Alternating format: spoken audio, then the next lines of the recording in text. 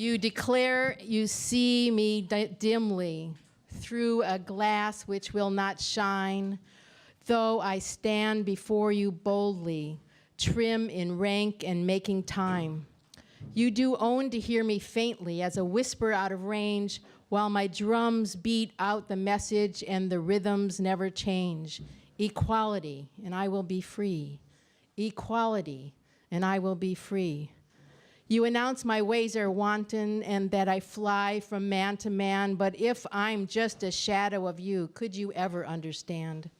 We have lived a painful history. We know the shameful past, but I keep on marching forward and you keep on coming last. Equality, and I will be free. Equality, and I will be free. Take the blinders from your vision, take the padding from your ears, and confess you've heard me crying, and admit you've seen my tears. Hear the tempo so compelling, hear the blood throb through my veins. Yes, my drums are beating nightly, and the rhythms never change. Equality, and I will be free. Equality, and I will be free. That is Equality by Maya Angelou. Welcome to Expresso Yourself Coffeehouse.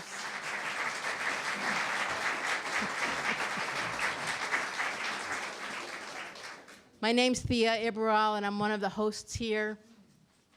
I'm so excited to see everybody here.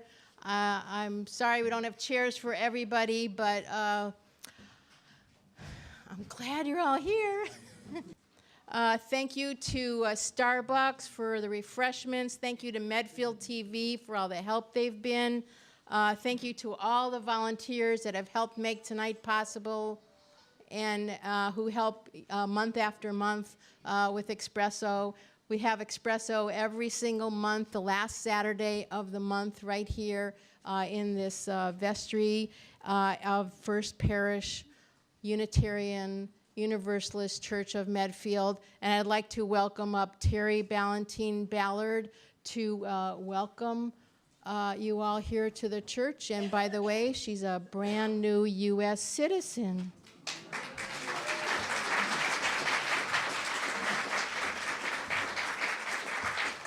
Thank you, Thea. Well, it's my job to welcome you to First Parish. I'm a member of the Committee on Shared Ministry, and I've been a member of this church for about 27 years. And I can tell you, I have to put in a shameless plug here.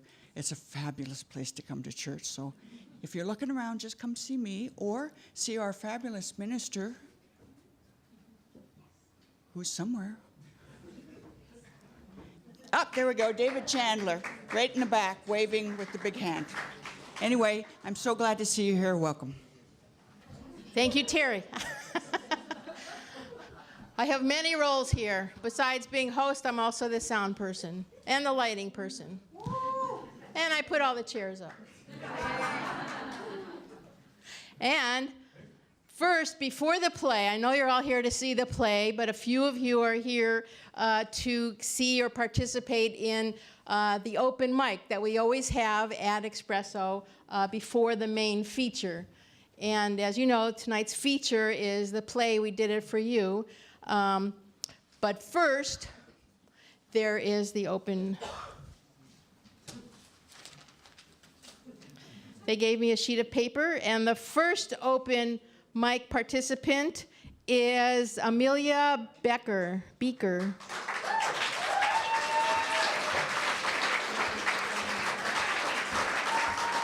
She's singing an original song, and this is her first time at Expresso, so thank you. So this is a song that I wrote myself. I wrote it a couple years ago, but here it goes. Ready? Oh.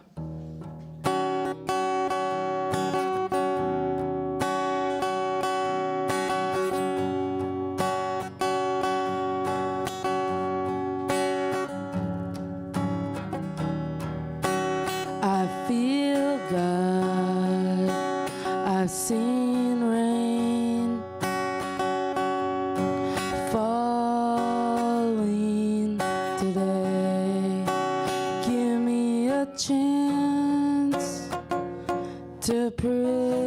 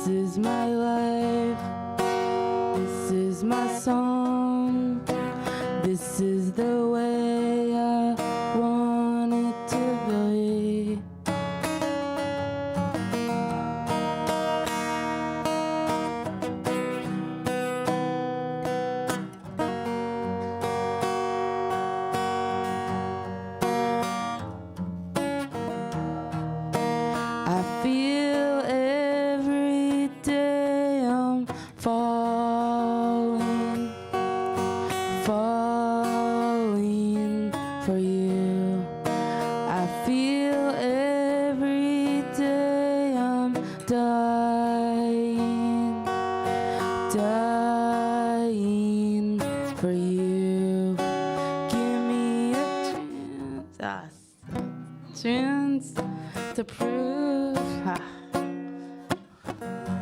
This is my life, this is my song, this is the way I want it to go. This is my life, this is my song, this is the way I want it to go.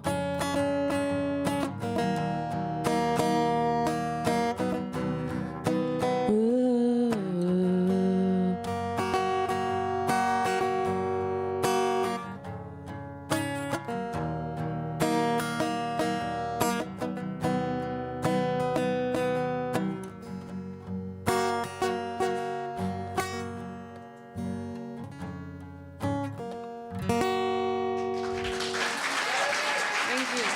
Thank you. Thank you, Amelia. And you're just moving here from Colorado, right? Yes. Yes. And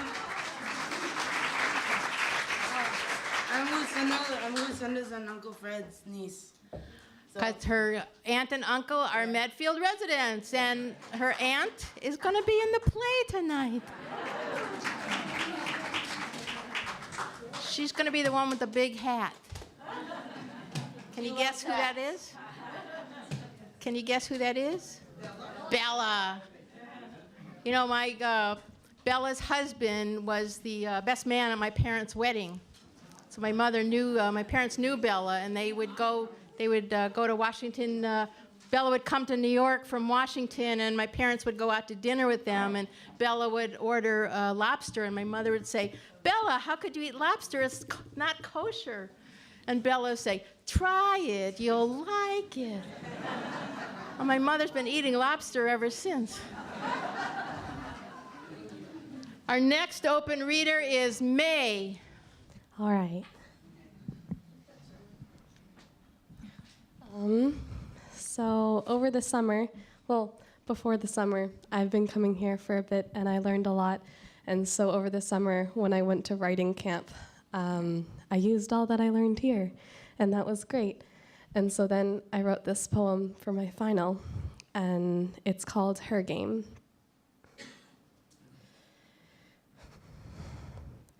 Among her room's pink curtains, she created some sort of make-believe. I'm not exactly sure how it started, but after our 5th grade homework, she'd close those curtains and we'd play the game where we'd make out. One sleepover, we were brushing our teeth, and she pressed me against the bathroom counter, and I remember blushing and asking if we could play the game under her quilts again. And she unwrapped the towelette from her damp, dark hair and looked me in the mirror and went, "Eh." She ran a brush through her locks. I don't really feel like it. I remember my body flushed with disappointment, and I remember squeezing out the word in the most casual manner my flushed cheeks and disproportionate lips could muster. Why? She rolled her honey brown eyes and flipped her hair. God, I just don't wanna. My voice cracked on the okay as she left me in the lime green bathroom. I stayed there a minute, resident toothbrush shaking in hand, so I put it down and washed my hands until she called through the hall for me. Thanks. Thank you, May. You've been here before, right? You've been here before. Yes, she has. She's great. So, did everybody see the quiz in your programs? Have you figured out all the answers yet? Do you know what August 26th is? Today. It's Women's Equality Day. Do you know what we're celebrating? Women's rights. A, B, C, or D? B, which is, I don't have it. Anniversary of women getting the right to vote. Yes. Do you know, my mother was 7 years old when women got the right to vote. It's a great story. I can't tell you the whole thing now. She was 102 and she died last year. She was born in 1913, 7 years before women got the right to vote. And she would tell everybody how she remembered her mother and her aunts being all excited that they could vote. So it's not that long ago, ladies. That's why we have Women's Equality Day, to remind us that these rights are not that old and we deserve them. Our next open reader is Eileen Satorielli. I just want to read this poem, and it's called Making History. The candidates have shared their views, helped by families, friends, and celebrities. After a long campaign, Election Day is finally here. As I stand in a long line waiting for a voting machine, I think of my power and that the 2004 presidential election is in my hands. As I reminisce on the times I voted in years gone by, from President Ford to the present, I am making history once again. I think of my grandmother who voted in the first election that women were allowed to vote in. This year will be my daughter's first election. What a proud mother moment. I picture my grandmother smiling in heaven as she watches her first great-granddaughter cast her ballot. Maybe she's glad that Warren G. Harding isn't on the ballot. I look at my daughter while imagining my grandmother in 1920. I come from a long line of women who made history and will continue to do so. Suddenly, the line is not so long. Thank you, Eileen. Yes. So question number 3. 1920, yes. I think we just said that. It was question 2. Question 3, what was the name of the amendment? What was it? Susan B. Anthony Amendment. Yay. Does everybody know what Susan B. Anthony looks like? Yeah. Well, she's going to be in the play tonight. And you let us know if you think that's what she looks like. The woman playing it is a Millis High School teacher. And I did a workshop of this play in her classroom with the 9th graders. And they loved it. They didn't believe that women didn't make as much money as men did. And I had to say, if you're sitting right next to them, and this boy and this girl, you're sitting together in the same office, doing the same job, for every dollar he's making, she's making 77 cents. They didn't get it in the 9th grade. Do we get it now? Are we mad about this? Yes. Yes. We are. We don't deserve that. So our next open reader is Rachel Schneider-Groper. Something like that. This is not about gender equality, but it's something I wrote after what recently happened in Charlottesville.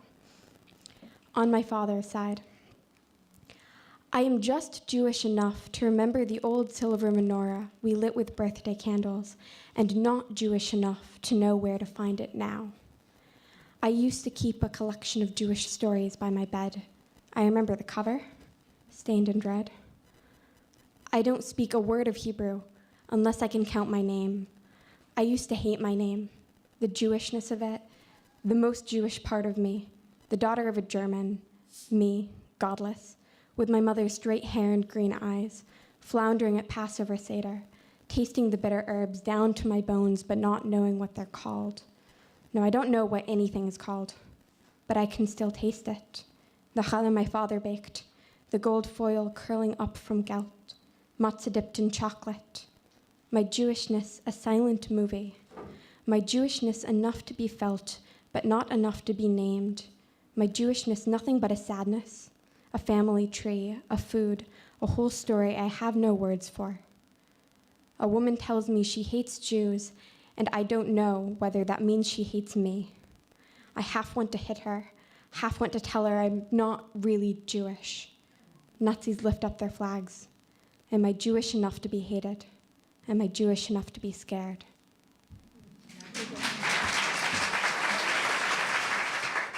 Wow, very powerful. Very, very powerful. Thank you, Rachel. There's so many things I can say about that, but the next question. Question number 4. What did they call them? Suffragettes, suffragettes, immoral, radical. We've got a character called Radical in the play. That's an aside. Anyway, yes, and they were beaten and arrested, all for exercising their constitutional rights to protest. And some of those videos that you saw, one of them was from Iron Jawed Angels, a fabulous movie about Alice Paul and how the amendment was passed. Another one was Suffragette, which is what happened in England with the Pankhursts. It was a big fight. It was not an easy thing. And you'd think that women are citizens, that we should vote, right? It makes no sense, but. The next open reader is Con Dowd.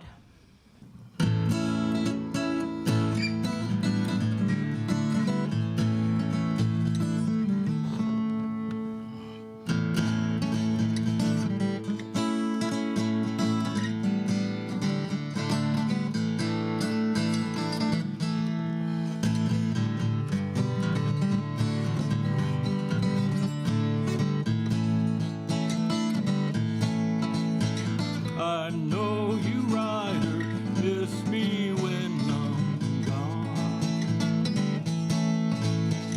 I know you rider miss me when I'm gone. Gonna miss your daddy rolling in your arms. Gonna miss your daddy rolling in your arms. I'll drink muddy water, sleep in a hollow log. I'll drink muddy water, sleep in a hollow log.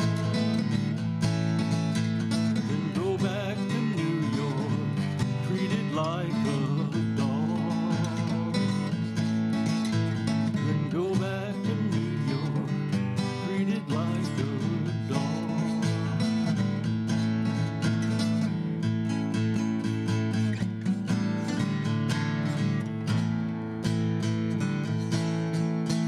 I wish I was traveling on a southbound train.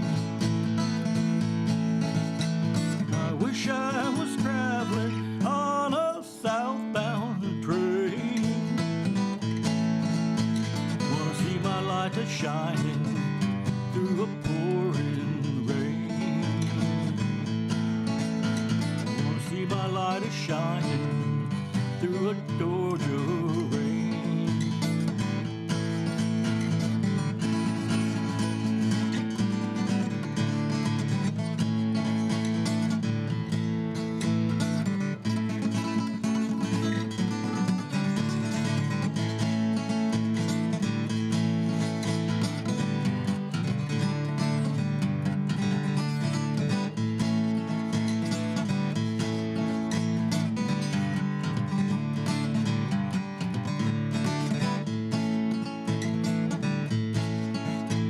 The sun's gonna shine in my back door someday.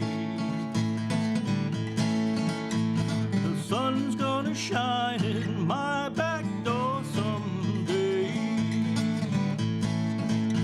That cold north wind's gonna blow my blues away. That cold north wind's gonna blow my blues away.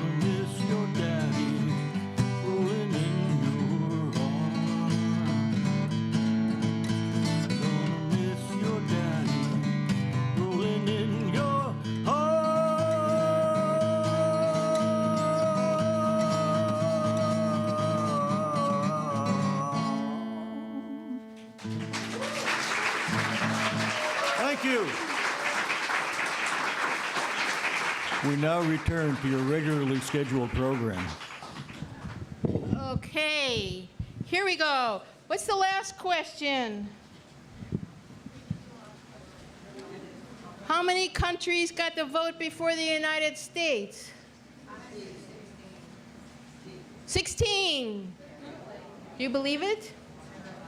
We're the most progressive, liberal country in the world. We were. Any idea what countries there were? England, yes. Finland, yes. Sweden, yes. Denmark, yes. Norway, yes. Canada. That's where Terry's from. But now she joined our side. Who else? Anybody else? Anything else? New Zealand was the first one, 1893. Sorry? Australia, right after them, Finland, Norway, Denmark, USSR, Great Britain, Netherlands, Sweden, Ireland, Luxembourg, Canada, Germany, Poland, Austria. And then the US. Can you believe it? Yes. Okay. Our next open reader is Amy. Is this Amy Meverach? Yes, it is. Amy was our feature a year ago last September. And we're honored to have you back. Thank you. Honored to be back. I didn't know there was going to be an open mic tonight, so I didn't bring my vagina poem, but I need to do it anyway, so I tried to recreate it in my notebook. It seems like the poem that needs to be read tonight. It's called I Don't Have a Vagina. Vagina comes from the Latin word for sheath, meaning scabbard, meaning a hollow thing dependent on the sword for meaning. Vagina came to be used anatomically only in the last 100 years, and at first, it was a joke. I don't have a vagina, a dead end bloodied by the blade. I have a pupil. A pupil is an opening that dilates and contracts to ease the passage of light. A pupil is also a child, a student. The pupil of the eye is so called, writes Webster's Pupils, because of the tiny image reflected in it. Tiny image of me, come, traverse the crimson passage that yawns toward the light, where in faith the world expands. Trust fall into your Father's hands. Where did you come from? Same place as me.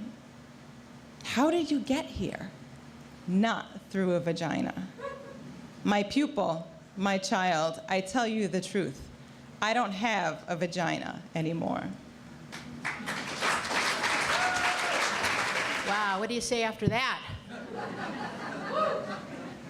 I guess I'll just talk about our features, because Amy was a feature here last September. Every month we have a feature storyteller or poet. Amy's a slam poet, nationally recognized and honored. We've had nationally honored storytellers and singers and songwriters, and so get these cards. These cards are the next 4 months coming up of storytellers and a toe-tapping band. The Millis Burfield Band will be here in October. And then New Year's, December 30th, we have an international folk dance band here at the church. I play my father's mandolin in it. And then we play international folk dances, and it's a lot of fun. We did it last year. We had dance callers and lots of food, and it was a lot of fun. So if you're not doing anything the day before New Year's, come here for that. And our next open reader is Shane. So I was thinking about the theme, and I'm sort of deviating from the social equality aspect of it, because I've had a lot going on, and I've been thinking a lot about emotional equality. So this is a little less of a poem and a little more of just a letter.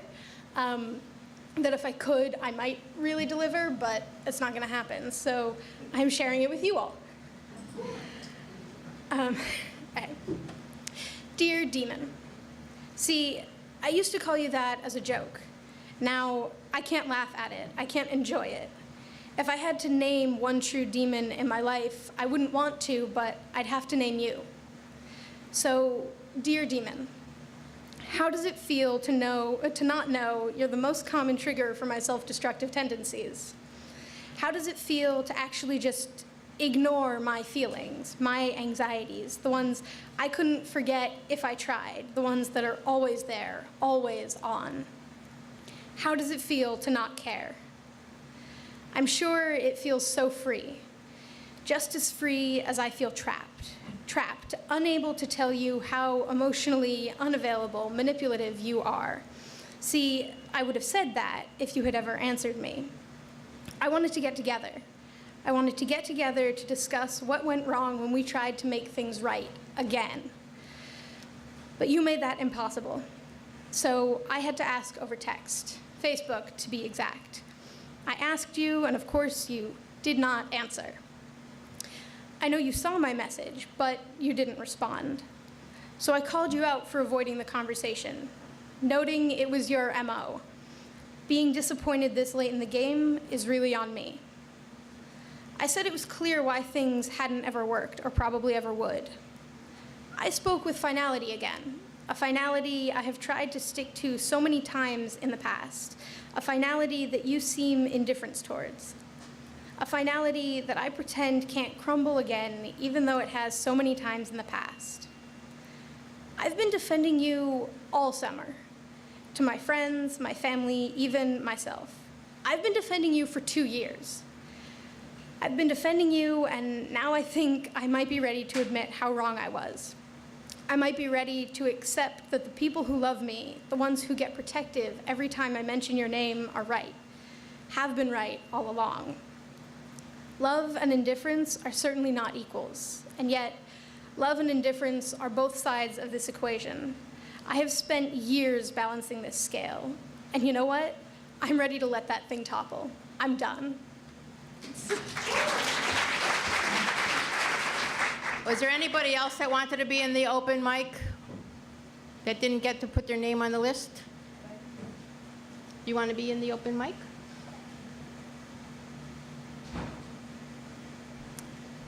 This is a friend of a storyteller, so she must be a storyteller. No? Gonna sing. Okay, and her name is Lynn?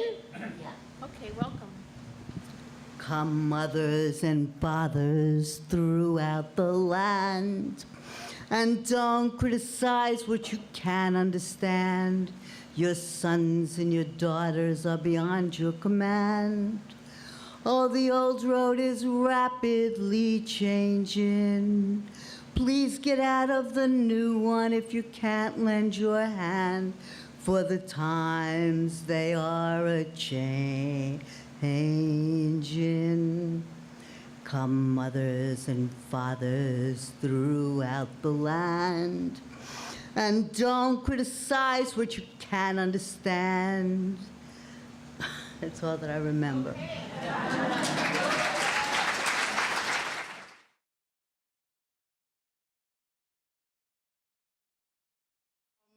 I was looking to tell the story of how women got their rights in America and how much they have accomplished and added to our country's history. Funny, and you wouldn't believe this stupid history assignment. We have to answer this ridiculous question, which is like, who is it the most for women of today? At my trial, for having an improper minstrel, I was forced to stand for days. They didn't care I was well advanced into my 16th pregnancy. And eat as much as a man when I can get it. My goal was to create a story that was representative of all women, would cover all the issues, would show how women contributed to history, would show women's struggle for their rights. It wouldn't be predictable or pedantic, and it would be relevant to today's generation. So I decided to write a musical. Broad stripes and bright stars through the perilous fight.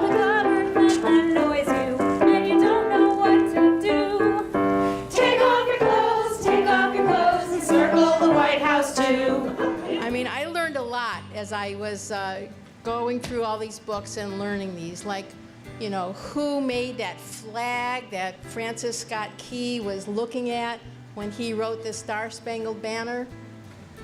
And I learned something amazing about Billie Jean King.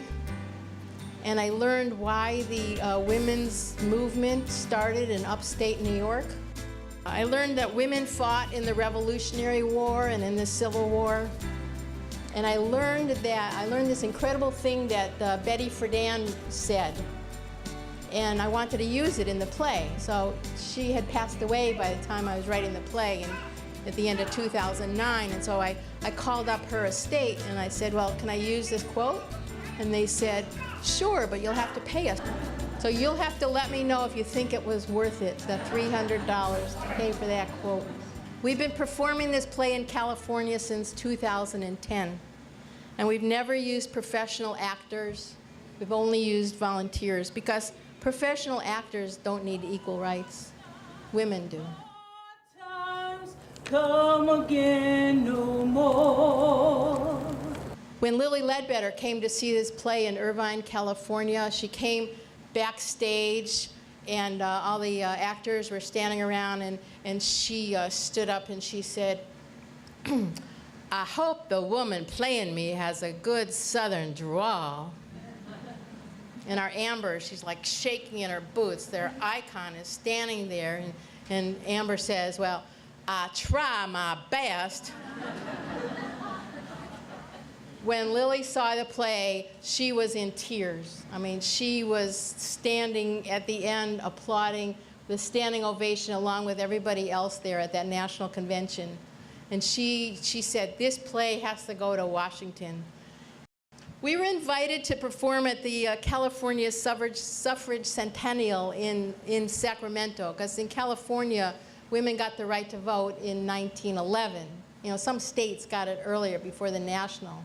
So we were invited there in 2011, and we did a performance at the Capitol, but then we also did a performance at the Crest Theater. Now this is a 900-seat auditorium, you know, which is very large. The control booth way back there. And I stood on the stage, you know, introducing the play. And then I mentioned that I'm the crew that runs the slides, so that as soon as I said the play would start, as soon as I got into that control booth way, way up there, so I got off the stage and I'm like running up the stairs, and I'm yelling, I'm still running, I'm still running. We were asked by the Army at Fort Irwin National Training Center in San Bernardino to bring the play to the soldiers. And it was amazing. I mean, 400 soldiers giving us a standing ovation. And then they all wanted to, like, shake our hands. And it became like this wedding reception. All the actors were all lined up, and every soldier, one by one, came over and shook the hand of every single actor. And it was mostly men, but there were some women. There was a woman colonel who outranked her husband, and we just said to her, you know, congratulations, and she said, you know, it's because of the women in this play that she was able to achieve that status.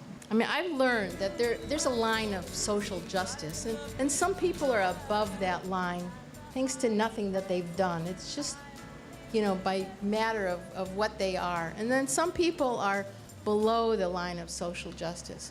People like people of color, people of certain faiths, people of certain abilities, and women are all below this line of social justice. And as long as girls and women are valued less, fed last, not schooled, and subjected to violence in and out of their homes, the potential for the human family to create a peaceful and prosperous world will not be realized.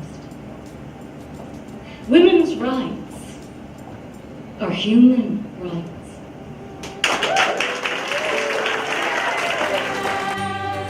We have sung all the words that went unspoken and divided us too long. We only did what we had to do, and we did it for you.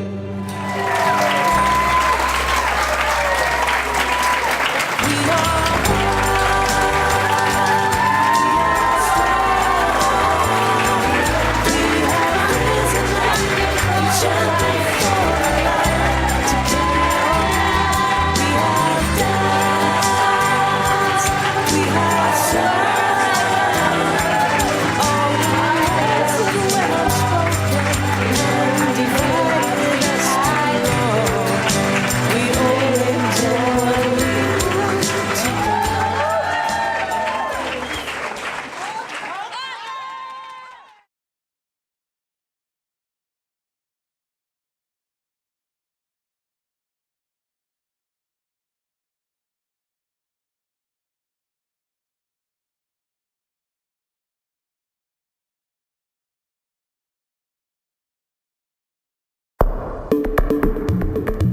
The preceding was a production of Medfield TV.